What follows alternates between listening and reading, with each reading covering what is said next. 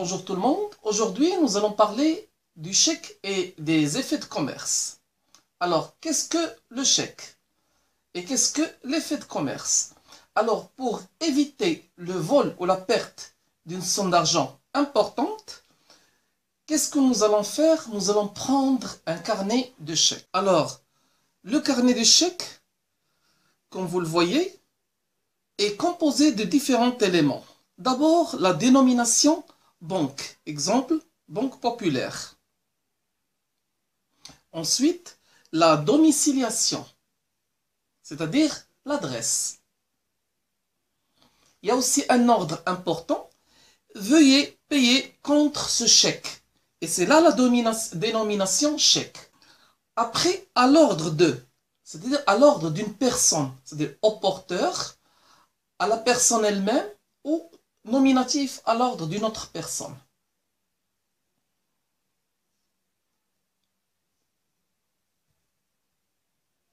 Il y a aussi le montant, comme vous le voyez, en dirhams. A, à Rabat, Casablanca, et le, c'est-à-dire la date. Bien sûr, le nom du propriétaire du chèque, le numéro du chèque, et bien sûr, le numéro du compte bancaire. En principe, le chèque est au profit de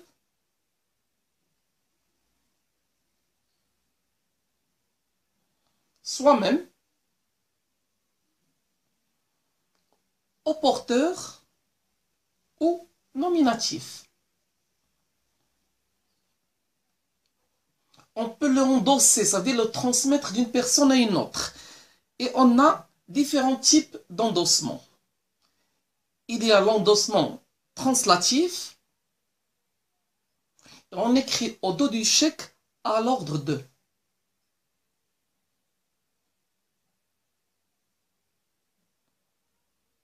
En principe, toute personne qui signe dans le chèque est solidaire envers le co-débiteur.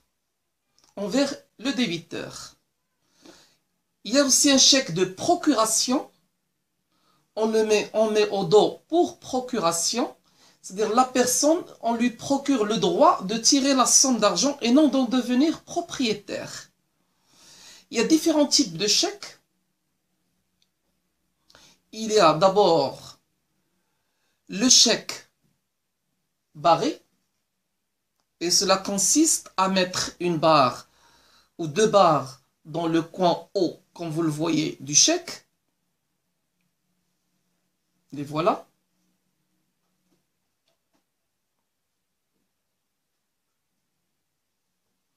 Et dans le barrement, il y a ce qu'on appelle le barrement spécial.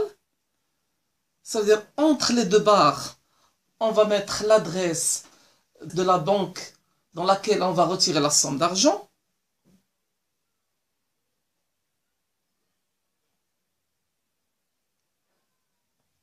Ensuite, il y a le chèque visé, c'est-à-dire le banquier donne son visa que la somme existe dans ce moment. Il y a le chèque certifié et en principe, le banquier bloque une somme d'argent pendant une durée déterminée.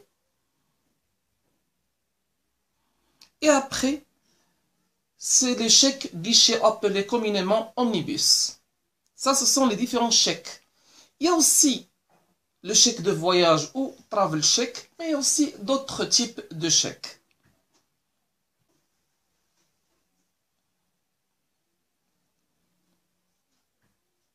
Alors, en quoi diffère le chèque de la traite?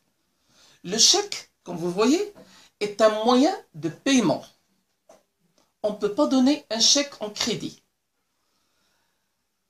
Les effets de commerce, la lettre de change ou billet ordre, ce sont des moyens de paiement et de crédit. Et il y a deux dates. C'est un moyen de paiement, mais aussi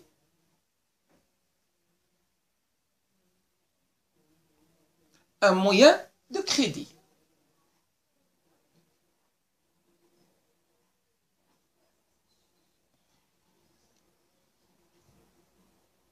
C'est-à-dire qu'on ne peut être payé dans l'effet de commerce qu'après un délai, généralement 180 jours.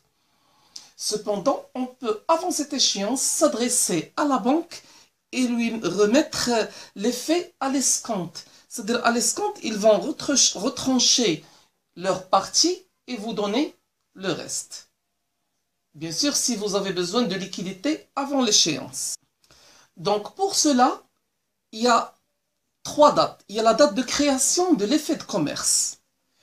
Et lorsqu'on a besoin de l'argent, on s'adresse à la banque. Elle nous met le moment où on s'adresse à la banque, c'est ce qu'on appelle la date de négociation. Et jusqu'aux dates d'échéance, de paiement effectif de l'effet de commerce, c'est la durée. Et donc cette durée, nous avons en principe 3 dates. D'abord, la date de création, c'est-à-dire la création de l'effet de commerce. Ensuite, la date de négociation, c'est la date à laquelle on s'adresse à la banque pour avoir la liquidité. Et enfin, nous avons un délai jusqu'à la date de paiement effectif de la lettre de change. Donc, durant cette durée, pour calculer la valeur nominale de l'effet, c'est la valeur nominale. VN, on va l'appeler valeur nominale. Agio TTC, c'est la somme à retrancher. Et la valeur actuelle, ce n'est que la valeur nominale, moins les agios TTC, ça nous donne la valeur. Donc, les agios TTC, ce sont des agios hors taxe plus la TVA.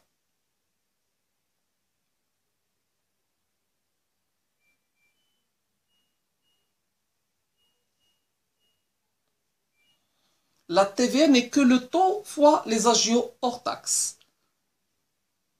Les agios hors taxe se décomposent en escompte et commission. Bien sûr, nous avons différents types de commissions. L'escompte se calcule sur la base de la valeur nominale fois le taux fois la durée N sur 36 000. Alors que les commissions se décomposent en commissions d'endo,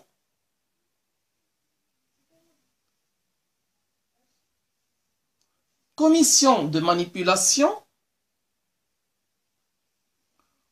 commission de change de place et bien sûr d'autres commissions. Donc je répète, pour un effet de commerce, si on veut avoir la liquidité avant son échéance, nous n'avons qu'à nous adresser à la banque et lui demander d'attendre à notre place. Et donc bien sûr, elle doit retrancher une part, ce qu'on appelle agio TTC. Et donc ces agios TTC, pour les calculer, ils se décomposent. Donc comme on a dit, la traite est un moyen de paiement et de crédit. Ça veut dire qu'on peut la donner à quelqu'un, il ne retirera une somme d'argent qu'après un délai convenu. Généralement, il ne dépasse pas 180 jours. Si on donne cette traite à cette personne et qu'il souhaite avoir de la liquidité avant cette échéance, il n'a qu'à s'adresser à sa banque. Sa banque va retrancher ces services appelés communément agio TTC. Elle va lui rendre la valeur nette de la... Elle veut lui rendre la valeur actuelle de l'effet de commerce. Alors, comment se calcule cette valeur actuelle? Soit une traite de valeur nominale de 10 000 dirhams. Les agios hors taxe que la banque va retrancher se décomposent en escompte, commission et TVA, soi-disant 1000 dirhams. Donc, la valeur actuelle est de 9 000 dirhams. Merci pour votre attention.